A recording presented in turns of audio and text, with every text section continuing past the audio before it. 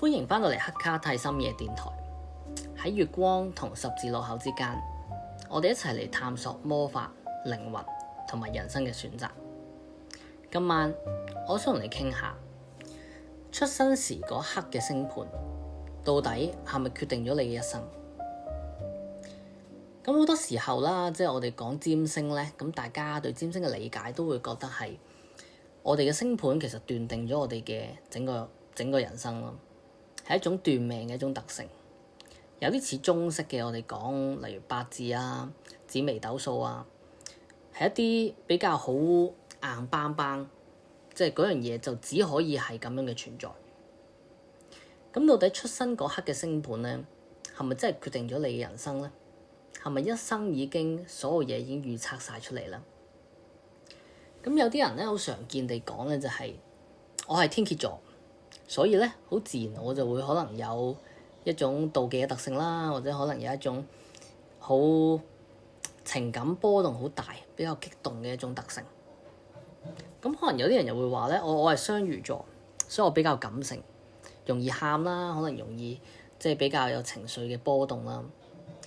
咁大家去諗星座嘅時候咧，甚至諗占星嘅時候咧，好容易會用占星嘅一啲特質去定型咗自己嘅。咁到底點解出生嘅時候可以決定你嘅命運咧？點解有啲人會話我係咩星座，所以就會發生一樣點樣嘅事咧？咁我哋要先去理解星盤到底係咩回事。咁第一樣嘢啦，即係我哋坊間好常見嘅講占星啦。咁大家最易理解當然就係自己係咩星座啦。咁有啲人咧就會講話，我係雙魚座，我係處女座，我係獅子座等等啦。咁其實我諗大家都會知道自己嘅星座係咩嘅，亦都知道嗰個星座嘅特質係咩。如果我叫你去講其他人嘅星座，你可能比較難講啦。咁但係如果單純去講翻即係自己嘅星座嘅話咧，咁其實我相信你肯定可以講到唔少嘢出嚟嘅。而的確係同自己係吻合嘅。咁你出生嘅星盤啦，其實最基本有幾個概念嘅。我哋講嘅太陽星座啦、月亮星座啦，同埋上升星座。太陽星座咧，其實正正就係我哋平時講開嘅，大家話自己係咩星座，其實嗰個就係太陽星座。例如話你係一個處女座嘅人，咁其實就係講緊咧你太陽星座係處女座。咁呢個係占星裏面最基本一個元素嚟嘅。咁但係除咗太陽星座咧，其實仲有好多嘅。例如我哋講月亮星座啦、上升星座啦，我哋講嘅金木水火土啦。咁其實我哋有好多即係唔同嘅星嘅。咁我哋通常會叫有個十大嘅行星啦。十大行星裏面當中包括嘅咧，其實都係睇我哋星盤唔少嘅部分嘅。甚至大部分嚟嘅。咁喺你出生嗰個時間啦，其實你已經點樣去斷定我哋講嘅星盤咧？由你出生嗰刻開始，就係嗰刻天上咧，其實嗰個星包括唔同嘅星啦、唔同嘅行星啦，喺唔同嘅地方去擺佈啦。其實佢係一個好特別嘅一張好似好靚嘅圖片嘅。假設你出生嗰刻啦，有人望上天空，然後 capture 到整個畫面咧。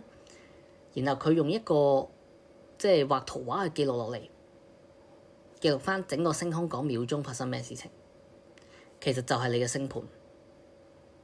所以星盤咧，其實係對應緊你出生嗰刻天上面所有嘅星，即係最主要嘅星啦，到底發生緊咩事，喺咩位置，唔同星與星之間咧，佢哋有啲咩嘅關係，佢哋係支持大家啦，定還是佢哋係可能有克制大家啦。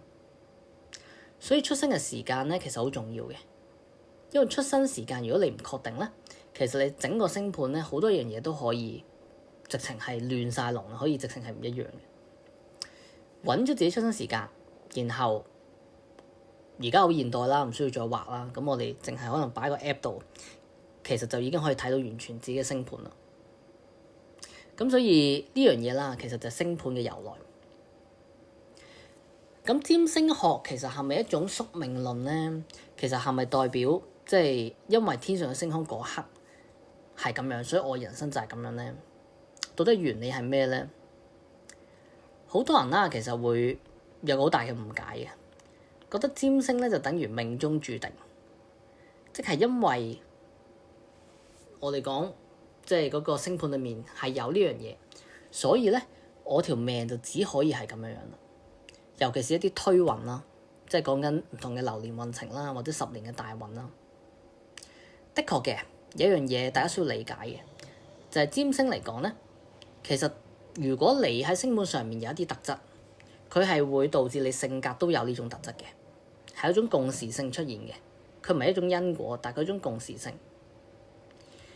咁但係同一個時間啦，例如我哋講嘅推運啊，講緊流年運程啊，講緊可能未來10年嘅大運，或者幾時結婚啊，婚姻運強唔強呢啲咧，的確亦都有一種傾向性嘅，就係大機會咧，因為星盤係咁，所以你現實中都會有相同嘅一種反應。但係占星係咪等於命中注定咧？其實唔係嘅。傳統占星的確會咁講嘅，話好多樣嘢係注定嘅。尤其是我哋講即係古典嘅占星咯。咁但係現代嘅占星咧，亦都係我哋大部分人而家學緊嘅占星咧，其實已經唔再係講緊呢個邏輯噶啦，而係講緊你條命係可以被改變嘅。咁當中有個好大嘅原因，點解古典占星啦同現代占星會有咁大嘅唔一樣咧？係因為古代嚟講咧，的確一個人佢嘅性格同埋佢嘅出生地位咧，係斷定咗佢一生嘅機率好大嘅。你要去我哋講破圈，然後即係提升你嘅階級咧，好難。咁但係現代嚟講咧，其實已經係好唔一樣噶啦。好多人係白手起家嘅，亦都好多人可能好有錢，但係跌翻落嚟嘅。嗰個階級嘅固化咧，其實冇咁明顯嘅，比以前嚟講咧就係即係多好多噶啦。咁現代占星咧，其實好主力去講咧，就係你嘅內在。你嘅內心，占星嘅星盤咧，其實斷定咗你嘅一啲基本性格。呢啲性格會反映翻出嚟，去睇透過星盤去了解你自己個點樣嘅人，係一面鏡嚟嘅。但係呢一面鏡咧，其實佢唔係去約束住你，而係當你知道你有咁嘅特質嘅時候咧，你係可以去改變嘅，你可以去突破佢嘅，你可以將我哋講星盤上一啲好嘅地方去保留，一啲唔好嘅地方咧去突破佢，去將啲唔好嘅地方吞翻好佢。所以星盤其實係一個說明書，佢唔係一個即係斷命嘅一個一模一樣嘅預言信。佢唔係一個預言，佢唔係一個命令，佢係一張地圖嚟嘅，教你點樣樣去探索你嘅人生。咩地方你係擅長，咩地方冇咁擅長，咩地方可以去突破，咩地方咧盡量去避免。呢份地圖或者我哋講呢份嘅說明書咧，係可以透過你學識嘅時候將佢去改變，你係可以去突破佢。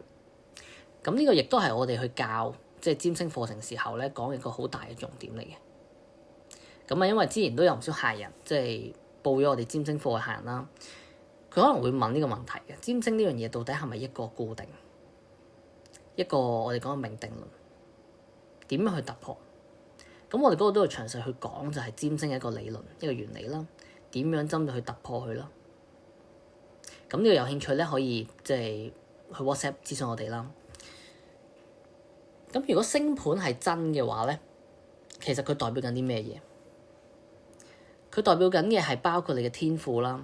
你有啲咩嘅特徵啦？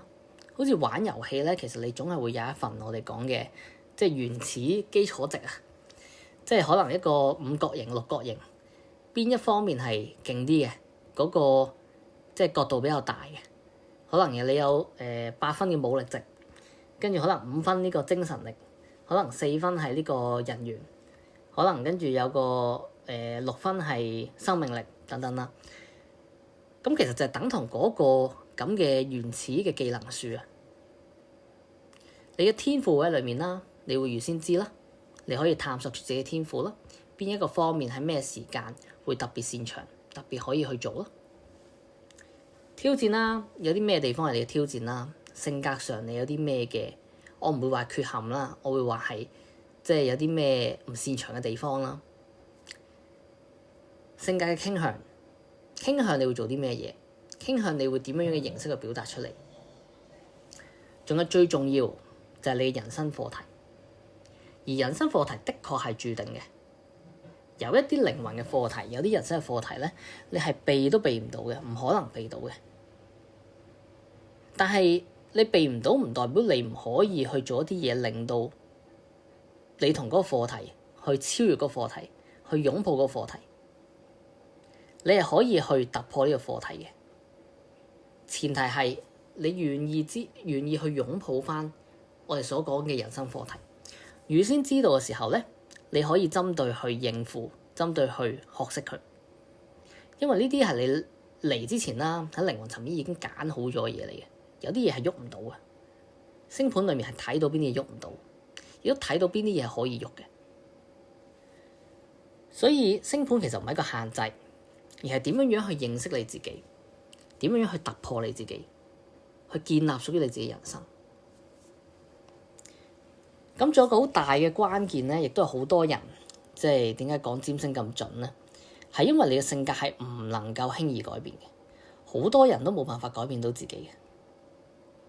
而呢一份我哋講嘅即係難以改變嘅固有態度咧，你可能睇自己父母啊，睇一啲可能識咗幾十年嘅朋友，你發覺佢都係同一個性格嚟嘅，好似冇乜改變過嘅。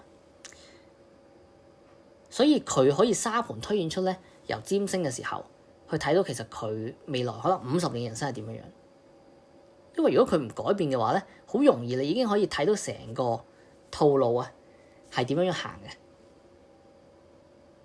但係同一時間啦，呢樣嘢係可以被改變嘅喎。透過你嘅自由意志，透過你認知個課題，透過你學識呢個課題，你係可以將佢突破。你可以變咗就係明明你有一份星盤，但係呢份星盤已經冇辦法約束到你啊！你已經遠遠突破咗佢，係憑你嘅自由意志將佢突破，咁你就可以超越我哋講單純人世間咧一啲注定嘅嘢。無論你睇啲咩八字啊、紫微斗數啊、占星啊、生命靈數啊，假設你係有個願意運用你自由意志，願意真係去突破咧，你絕對可以去突破佢。有時候我哋話同一張嘅星盤啦，或者好類似嘅星盤啦，點解兩個人嘅人生可以完全唔一樣咧？其實就係因為真正最後做選擇嘅人係你，而選擇咧，亦都係永遠存在嘅。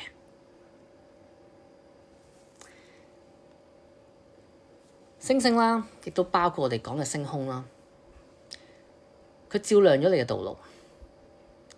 但係真正要行路嘅人咧，始終都係你。願月光指引你嘅道路，我係星月無私。咁我哋喺下個十字路口再見。咁有興趣聯絡我哋啦，揾我哋做塔羅通靈，又或者儀式啦，或者單純有一啲靈性嘅問題，或者生活中嘅問題想去諮詢咧，咁歡迎去加入我哋下面嘅 WhatsApp group 啦，亦都包括就係即係我哋嘅 WhatsApp 賬戶啦，直接同我哋對話啦，咁我同我哋溝通啦。咁加入咗我哋 WhatsApp channel 嘅話咧，咁可以聯絡我哋嘅 exactly WhatsApp 同我哋講咧，咁我哋會 send 埋即係靈魂月刊第一期免費送俾你嘅，咁會有一個 PDF 啦。咁我哋就下個十字路口再見。